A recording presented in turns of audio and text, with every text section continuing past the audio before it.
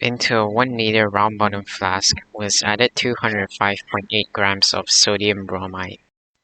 The sodium bromide I have was in big chunks and I have to use a glass stir rod to kind of push it in.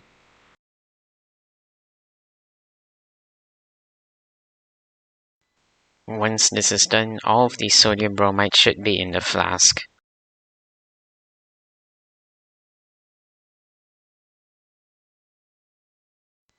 I'll then dissolve the sodium bromide in 190 milliliters of distilled water.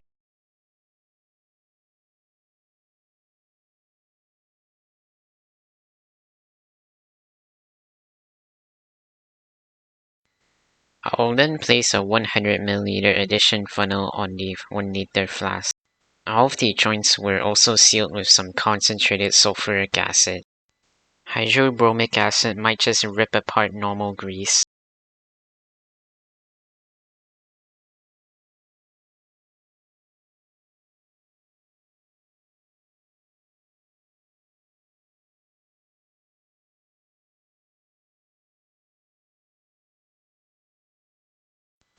An ice bath was then made to cool down the flask.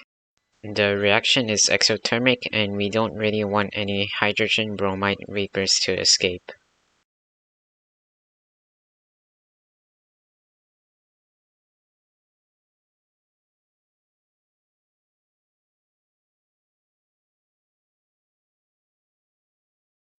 The flask was then lowered down into the ice bath.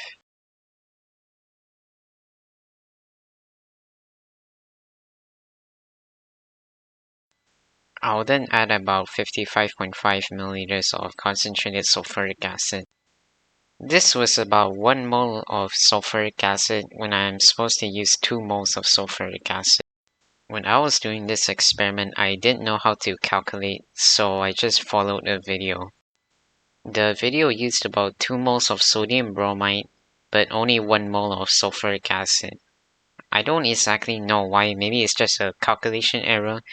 So if you are performing this experiment, use about 2 moles of sulfuric acid. The stopcock was then opened and the sulfuric acid was added slowly.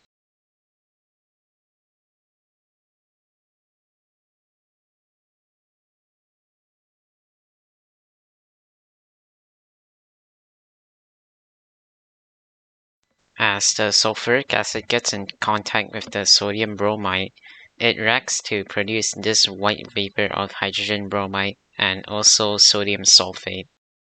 This white vapor quickly fills the flask.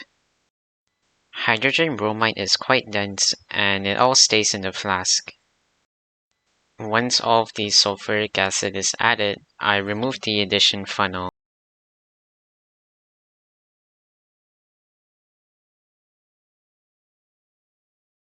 The ice bath was also placed away. Here you can see the sodium bromide solution became a bit orange and brownish, and there's also a lot of unreacted sodium bromide. The color is probably due to some bromine formed. To separate out the hydrobromic acid, I will set it up for a simple distillation.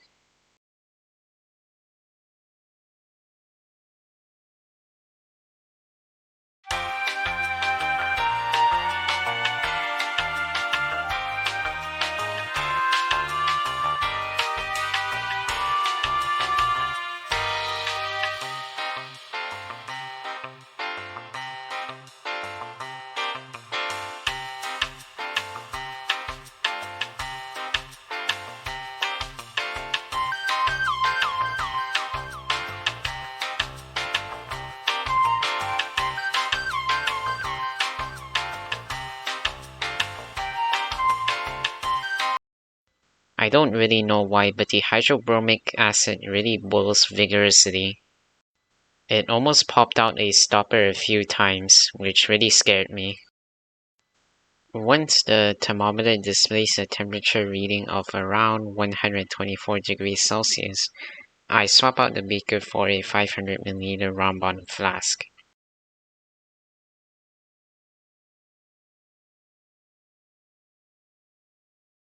Once the distillation is complete, I measured out how much hydrobromic acid I got.